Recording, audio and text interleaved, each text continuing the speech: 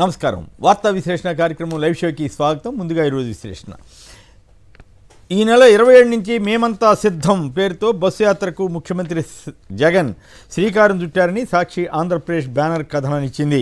ప్రతి గ్రామానికి వెళ్ళండి, ప్రజల ఆశీర్వాదం తీసుకోండి. పార్టీ ప్రాంతీయ సమన్వయకర్తల సమావేశంలో జగన్ దిశానిర్దేశం చేశారు. కూటమి ఆశల పటాపంచలు, మూడు పార్టీల అనైతిక కలయికు ప్రజాస్పందన కరువవుతోందంటూ కథనాన్ని ఇచ్చారు. అభ్యర్థులు దొరక్క అగచాట్ల పొత్తులు, సమీకరణలతో నాన్చుతున్న చంద్రబాబు. టీడీపీ బీసీల వ్యతిరేక పార్టీ అని ప్రముఖ పారిశ్రామికవేత్త రావు ఈశ్వరరావు ఫైర్ అయ్యారు. ఉత్తరాంధ్రలో జనసేన కార్యకలాపాలను పర్యవేక్షించేందుకు విశాఖలోని మాధవరంలో ఏర్పాటు చేసిన పార్టీ కార్యాలయం మూతపడింది. ఇక సాక్షి తెలంగాణలో దోపిడీ దంగల్ని వదిలేది లేదని జగిత్యాల విజయ సంకల్ప సభలో ప్రధాని మోడీ హెచ్చరిక చేసిన వార్తను ప్రముఖంగా ఇచ్చారు. తెలంగాణ గవర్నర్ తమిళసై రాజీనామా చేశారు. ఆమె లోక్సభకు పోటీ చేసే అవకాశం ఉంది. మళ్లీ బీఆర్ఎస్లో క్యూ కట్టాల్సిందే. 4 ఏళ్ల తర్వాత 100 సీట్లతో పార్టీ అధికారంలోకి రావడం ఖాయమని బీఆర్ఎస్ అధినేత కేసీఆర్ ధీమా వ్యక్తం చేశారు. పార్టీ ఫిరాయించిన ఎమ్మెల్యే దానం నాగేందర్ను అనర్హుడిగా ప్రకటించాలని స్పీకర్ ప్రసాద్ కుమార్కు బీఆర్ఎస్ ఫిర్యాదు చేసింది. వీటికి ఎలా ముసిగేస్తారు అంటూ స్కూల్ పుస్తకాల నుంచి ఇళ్ల పట్టాల వరకు అన్నిటిపైన జగన్ చిత్రాలే అంటూ ఈనాడు ఆంధ్రప్రదేశ్లో బ్యానర్ కథనిచ్చి యథాప్రకారం జగన్ ప్రభుత్వం పైన, జగన్ పైన పడి రామోజీ ఈనాడు పత్రిక తెగ ఏడ్చిపోయింది. ఇక ఎస్బీఐ అన్ని ఎన్నికల బాండ్ల సమాచారం అంతా బహిర్గతం చేయాల్సిందేనని ఎస్బీఐకి సుప్రీంకోర్టు స్పష్టం చేసింది.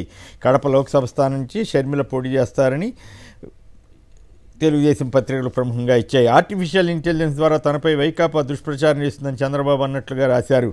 కాగా జగన్పై అసభ్యకరమైన పదజాలం వాడుతూ పోస్టింగులు పెడుతున్నటువంటి టీడీపీ వారికి సంబంధించి చంద్రబాబుకు ఎలక్షన్ కమిషన్ నోటీస్ ఇచ్చింది.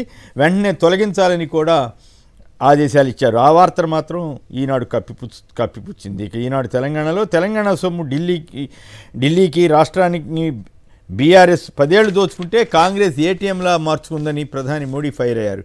ఖమ్మం, మెదక్, భువనగిరి టికెట్లకు పోటాపోటీ లోక్సభ అభ్యర్థుల తుది జాబితాపై నేడు కాంగ్రెస్ ఎన్నికల కమిటీ నిర్ణయం తీసుకుంటుంది. ఆప్ నేతలకు 100 కోట్ల రూపాయల చెల్లింపులో కవిత పాత్ర ఉందని ఈడీ పేర్కొంటోంది. బహుజనమై గెలుద్దాం, పార్టీ నిర్మాణం చేసుకుందాం, వచ్చే పోయేటోళ్ళు అవసరం లేదన్న కేసీఆర్ వ్యాఖ్యలను నమస్తే తెలంగాణ పత్రిక బ్యానర్గా ఇచ్చింది. కాళేశ్వరంలో దోపిడీ జాలక, లిక్కర్ స్కామ్ కమిషన్ల కోసం ఢిల్లీ దాకా వచ్చారన్న ప్రధాని వ్యాఖ్యలను వెలుగు పత్రిక బ్యానర్గా ఇచ్చింది. నేడో రేపో కాంగ్రెస్ సెకండ్ లిస్ట్, ఎన్నికల దృష్ట్యా రోడ్ షోలపై ఆంక్షలు, రద్దీ ప్రాంతాల్లో అనుమతి లేదన్న ఎన్నికల ప్రధానాధికారి వికాస్ రాజ్ వ్యాఖ్యలను ప్రముఖంగా వార్తనిచ్చారు. తెలంగాణ రాష్ట్ర అప్పు అప్పుడే 54,000 కోట్లు, బడ్జెట్ అంచనాలు దాటిన వైనమంటూ మరో వార్త వచ్చింది. తెలంగాణ ఇన్ఛార్జిగా ఏపీ గవర్నర్ అబ్దుల్ నజీర్ నేడు ఉత్తర్వులు వెలువరించే అవకాశం అంటూ ఆంధ్రప్రభ కథనాన్ని ఇచ్చింది. సుప్రీంకోర్టులో కవిత పిటిషన్ అక్రమంగా అరెస్ట్ చేశారని రిట్, ఈడీ సమలపై నేడు విచారణ. ఎస్బీఐపై సుప్రీంకోర్టు ఆగ్రహం. ఈ నెల 21లోగా ఎన్నికల బాండ్ల పూర్తి వివరాలు ఇవ్వాలని సుప్రీంకోర్టు తీర్పుపై డెక్కన్ క్రానికల్ ప్రముఖంగా వార్తనిచ్చింది. ఈసీ కొరడా, 6 హోం సెక్రటరీలు, బెంగాల్ డీజీపీని బదిలీ చేసిన ఈసీపై హిందూ పత్రిక ప్రముఖంగా ఇచ్చింది. ఓఆర్ఆర్ చుట్టూ హెచ్ఎండిఏ అభివృద్ధి పనులు, ల్యాండ్ పూలింగ్కు ప్లాన్ అంటూ ఇండియన్ ఎక్స్ప్రెస్ కథనాన్ని ఇచ్చింది. భారత మహిళలను శక్తిగా అభివర్ణించిన ప్రధాని మోడీ భారత మాత పూజారినంటూ ప్రధాని మోడీ వ్యాఖ్యలను టైమ్స్ ఆఫ్ ఇండియా ప్రముఖంగా ఇచ్చింది.